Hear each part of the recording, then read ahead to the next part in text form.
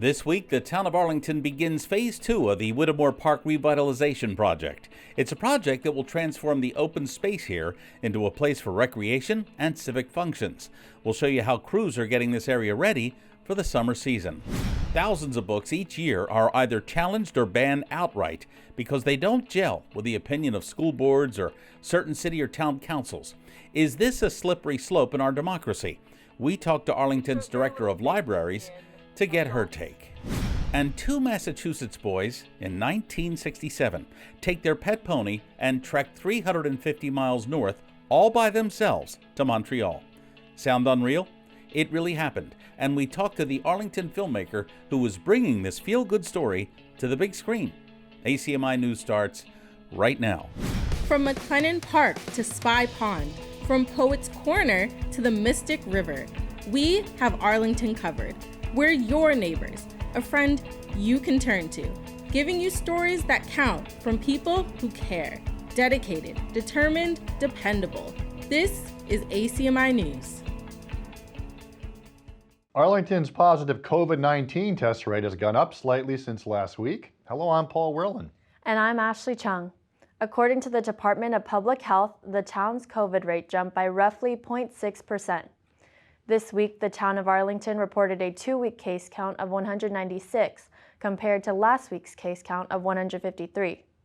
Also in the last week, Arlington added slightly more than 30 new cases per day per 100,000 people. That's a jump from April 14th when the town reported nearly 24 cases per 100,000 people. Also, more than half of all residents in Massachusetts were infected with COVID during the Omicron surge. That's according to the U.S. Centers for Disease Control and Prevention. The latest numbers show 52% of people in Massachusetts have been infected with COVID since the Omicron surge began in December. Researchers are still trying to figure out how long natural immunity lasts against COVID. Federal health officials maintain, however, that vaccines are still the best way to stay protected.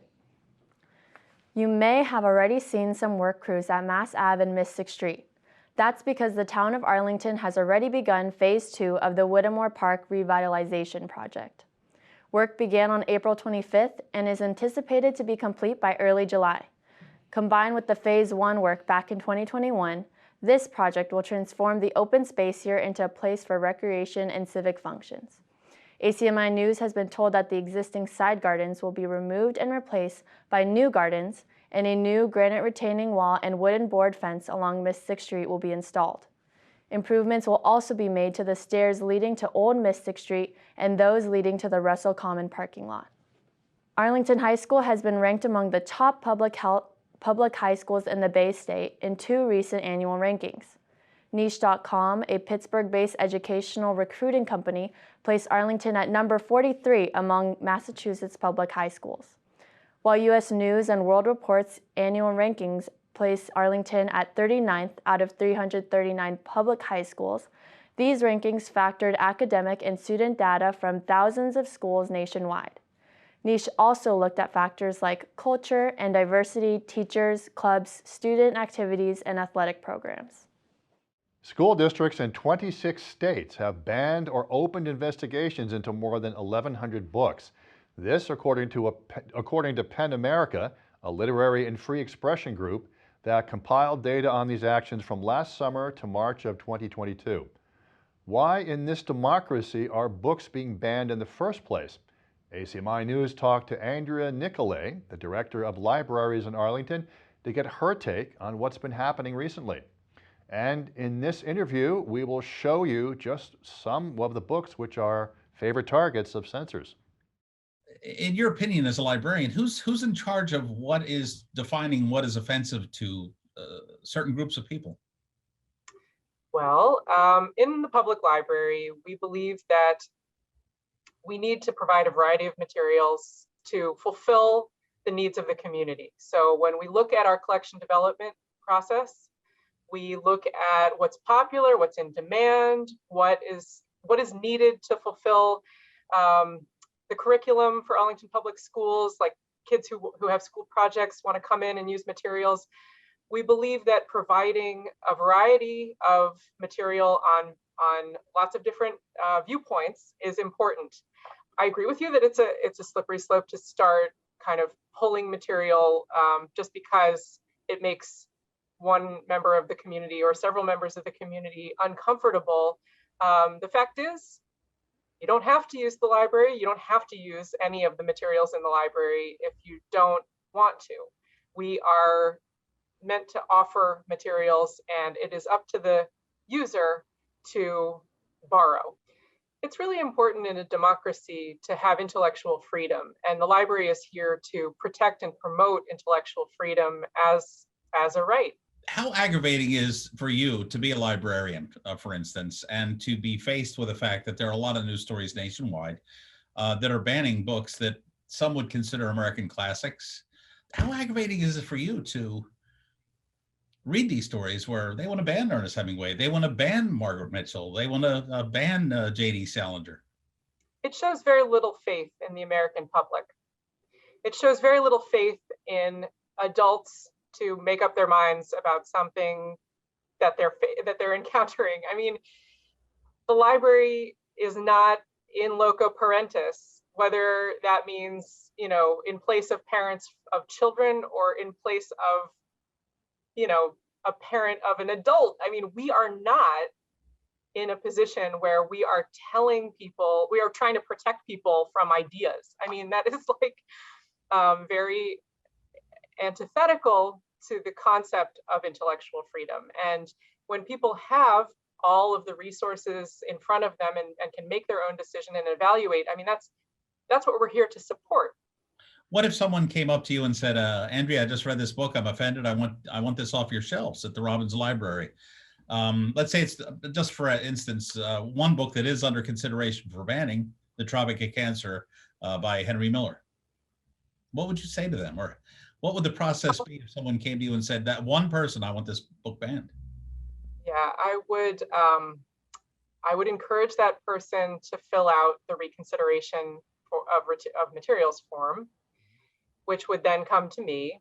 I am ultimately responsible for everything that circulates out of this library. So I am the person who would write back to that resident with their concern and address it.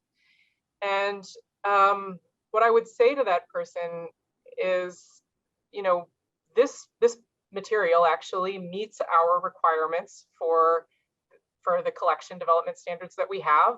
And just because you find this material offensive doesn't mean that it should be removed from the shelf. That material may save somebody's life on the other side of things. And I mean, I say that, I'm not even being facetious. I mean, the books that we have that address, for example, health and well-being of, let's use the example of the LGBTQ community. If we're not providing material that will help people manage their lives, whether it's their mental well-being or physical well-being, that could have serious negative consequences. And if the public library is the only place that you can turn to for the privacy that you require to explore the ideas and facts that you need to live your identity, then that is it's a travesty to remove those materials just because some other entity in the community believes that they are that they shouldn't be available to, let's say, young people. Well, in these terribly volatile and sensitive times, keep up the good fight, Andrea. Oh, I certainly will. Thank you very much. Again, according to the American Library Association, certain town and city governments and school boards have threatened to challenge or outright ban the books you just saw in that interview at one time or another. If you have information about bans or challenges, you're asked to contact the association at ala.org. Even though the weather has been blustery, to say the least, perhaps a little Arlington history will bring some spring into our lives. A spring fair is set for the Jason Russell House on Saturday, May 14th. The Rising Star Quilters Guild will be sponsoring the event on Jason's lawn at the corner of Jason and Mass Ave. This free event will feature raffles, a fabric sale, a bake sale, textile vendors, and activities for the kids. The Rising Star Quilters Guild promotes a wide range of quilt-related activities, including presentations by well-known quilt artists and authors in the area. Guild urges anyone, even if they can't thread a needle, to join the Guild and discover the joy in creating beauty with textiles. Again, the spring fair will be held May 14th from 10 a.m. to 2 p.m. Arlington leaders are busy resurrecting a Revolutionary War battlefield that, if you live in Arlington, you are likely passing every day. Thousands of patriots and redcoats met at Arlington's Foot of the Rocks at what is now the corner of Mass Ave and Lowell Street. On April 19, 1775, the same day as the battles at Lexington and Concord. This Community Preservation Act-funded project is already underway, and officials are considering ways to improve this thin piece of land. A public input session was held on April 14th that provided historical context, existing conditions, timelines, and concepts for the site, so that future generations know the bloodiest battle on day one of our revolution took place right here in Arlington. ACMi News caught up with local history buff Al Tosti, who is doing what he can to tell this incredible story. But Arlington has never gotten the publicity it really deserves because a large percentage of the fighting took place in this town. And specifically between here and the Jason Russell House in Arlington Center. And this battle here, and it really was a battle. I mean, there was 1,800 troops on each side blazing away at each other and started what became known as Bloody Mile, which is from here to the center. The story needs to be told. The British retreating from Lexington Center, not to go into the whole history, but at first Colonel Smith and his detachment ended up in Lexington, and that's when the whole fight really started, and then proceeded to Concord at the Battle of the Bridge, when perhaps the fighting elevated, and then it just continued ever since. Colonel Smith's men barely made it back to Lexington Center, to the common there, where they were met by a large detachment of British troops that had been sent out basically to rescue Colonel Smith's men, because they were being shot at from all over as more and more militia companies from surrounding towns came to it.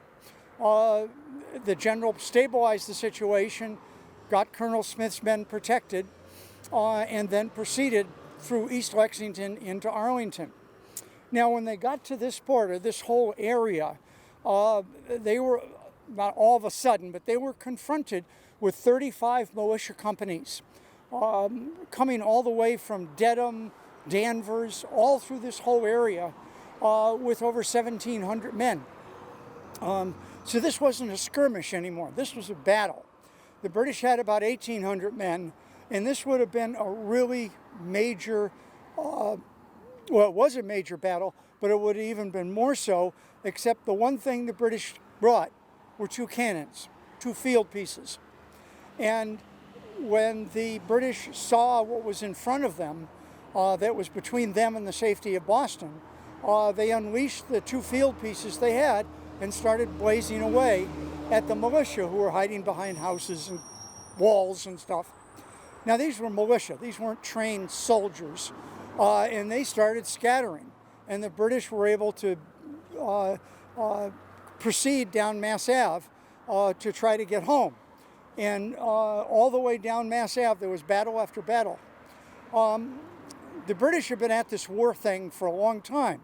And so it wasn't just the militia fighting from the walls and the soldiers of the king, you know, down the middle of Mass Ave. They sent out flanking parties on both sides. And the biggest event perhaps happened at the Jason Russell House, where the Danvers militia had come to line up on the wall on each side of the road to fight the British. Well, they got outflanked by a flanking party coming in behind them, and they had to run for the Jason Russell House for their lives. And I think it was 7 or 8 militia died at the Jason Russell House in one of these flanking parties. But it all started here, and nobody knows about it. I mean, if you look at the rock, you can barely even identify it walking by.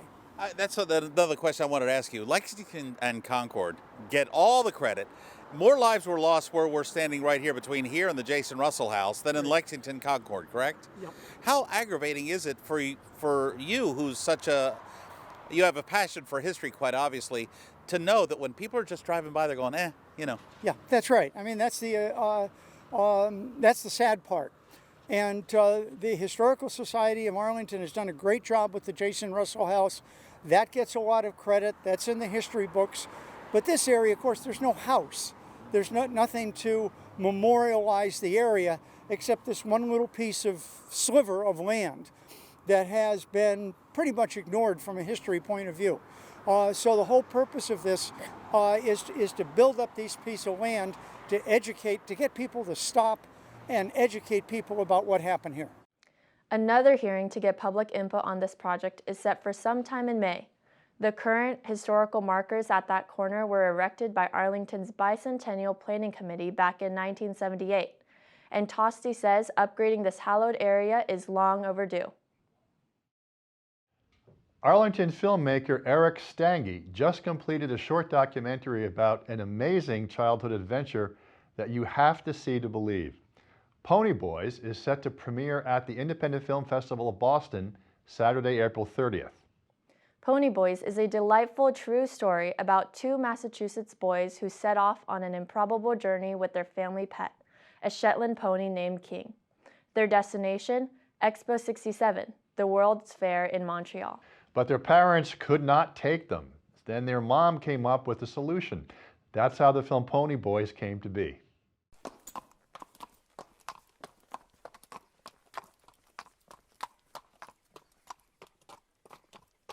I make documentaries. I've done that for many years.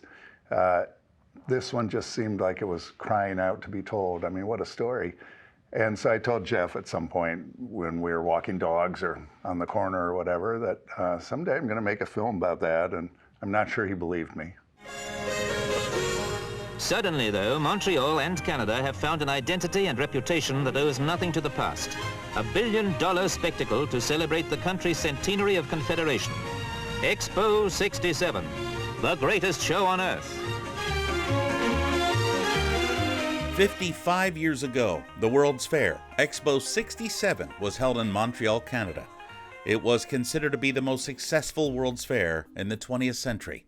350 miles to the south, this world-class event caught the attention of two young brothers, 11-year-old Tony Whittemore and his younger brother, 9-year-old Jeff. With their parents' permission, the two young boys decided to go by themselves and make the 350-mile trip to Montreal with their pet pony, King. You know, I was 9 years old and I had never even heard of Expo 67. I didn't, Tony, my brother, wanted to go to the World's Fair Expo. I didn't even know what it was. It was a fair, okay. But I didn't know. I was 9. Was the way we were going to go. It sounded like a ball to me. Let's go. And you had a pony cart. We had a pony cart, yeah. All right, whose idea is it to say, hey, this is a great idea. We're young kids. It's 1967. It's only 300 miles north. Let's leave from Boston and go to Montreal and see what it's all about at this young age. Well, to tell you the truth, it was presented to me as something we could do. Being 9 years old, what did I know? Sure, let's do it. The preparation you're talking about was done by my mother and my brother, and primarily my mother. My mother really planned the trip out. It's an adventure story straight out of Mark Twain or L. Frank Baum. But unlike Huckleberry Finn, Tom Sawyer, or even Dorothy Gale, this story is true. A story that captured the heart of one Arlington filmmaker. Like you, I really didn't quite believe it at first. I mean, I thought, okay, yeah, they went, but they must have been, their mother was following them in the car or something. But no, I mean, when I first talked to Jeff, I found out, no, they were just the two of them for 27 days. I mean, kind of incredible. And they didn't know where they were going to stay each night, even though people had been notified that they were coming, but still you didn't know what house. So, it's all those things that parents would let that happen, that the kids had the gumption to do it. I mean, I think even at some point I read in one of the articles, your mother thought you were going to give up. along the way. Well, she it's so funny, didn't think you you'd know, do the whole thing. because I did read through those articles, and they thought by the time we got to our summer place, because our summer place was along the way. It was day 3 of the journey, and they thought that the press was all talking about how, and my mother too, that we would want to stay at the summer place and that would be the end of it. But you know, as soon as we left the driveway in Needham, Tony and I were determined to get to Montreal. We were not going to stop. We were gonna get to Montreal. That was our first introduction to any of the reporters. Jeff was a remarkable companion, but he really didn't like to talk to the press. I've always been a smiley loudmouth, so I really didn't have any trouble talking to the press. But we just didn't understand what was going on. You have nothing better to do than to follow 2 little kids on their way to Expo? With each mile they covered, the Whittemore boys were getting more and more ink. I think it triggered something partly because that was a rough summer. I mean, people remember 1967 as the summer of love in San Francisco and all that. It was also the summer of Detroit and Newark, awful riots, lots of deaths and violent days and days of clashes. Vietnam War was heating up, more Americans dying every day in Vietnam. There'd been a war in the Middle East in June, which was still reverberating. I mean, that was a rough summer, and I think people really enjoyed having something different to read about, something fun. I mean, it's amazing when you look at the coverage that papers were tracing their progress day by day. So, you know, there will be a headline that says, you know, Newark still burning, 12 dead, and down below, Pony Boys reach Vermont border on the same page. I just love that. I mean, how did you feel as a young kid seeing all this attention coming your way? You know, it was a lot of fun. Expo 67 or bust. This sign was tacked on the back of a pony cart driven by one of these 3 young men. What is your name, please? My name is Tony Whittemore. My name is Tony Whittemore. My name is Tony Whittemore. My name is Tony Whittemore. Only one of these young men is the real Tony Whittemore. And in the spring of 1967, the principal of my school told my mother that I could not read a map. 100 people in our studio audience on to tell the truth. And from that, the journey began. It was a lot of fun. It was annoying at sometimes, you know, because we were trying to also make time, you know, a certain number of miles a day in order to make it to Montreal at a reasonable time. So, and we knew we had hills ahead of us that were going to be slow. So sometimes it did get, it got annoying when we were on a good groove and all of a sudden a car would pull over, it would be the press, they'd want to questions, take pictures, and then the press was there, then kids and other people in the area would be around us. So sometimes that was annoying. Most of the time, it was just wonderful fun. Stop off inside this transparent bubble, and a whole catalogue of space machinery and achievement fills the upper galleries. Even the Gemini space capsule, charred and scorched from a hazardous 14-day trip, is dwarfed by the collection of strange machinery designed to carry the first American spacemen to the moon.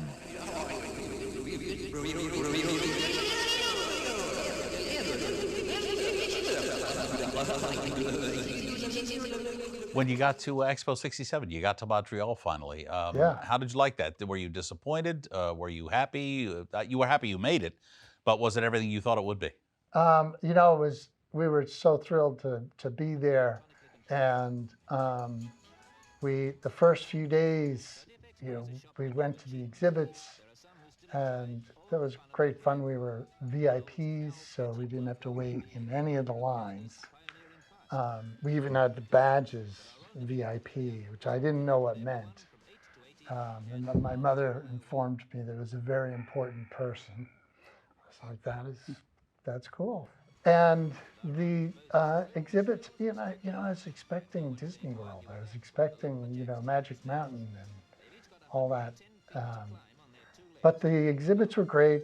My brother, Tony, loved them all. He was into it completely. I was, after a few days, I had had enough.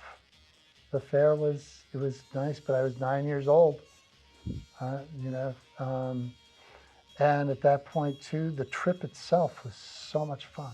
The trip itself was the journey. For the two young boys so long ago, it turned out to be the journey of a lifetime, an adventure that would be hard to conceive for modern-day parents. And for Jeff Whittemore, now in his 60s, it's an expedition that is designed solely for the fertile imagination of a child. All right, so let's say Tony gives you a call tomorrow morning. You go, hey, let's ride again. Riders of the Purple Sage. Let's do it again and go to Montreal and see if we can repeat what we did way back when in 1967, the Summer of Love. I'd say your car or mine.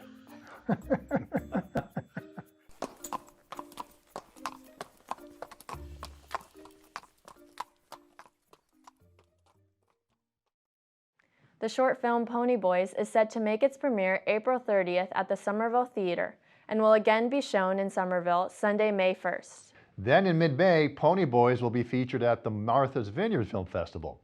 Just an unbelievable story. Before we close, a reminder, annual town meeting began April 25th. It'll be held virtually and will convene every Monday and Wednesday at 8 o'clock p.m. to 11 o'clock p.m.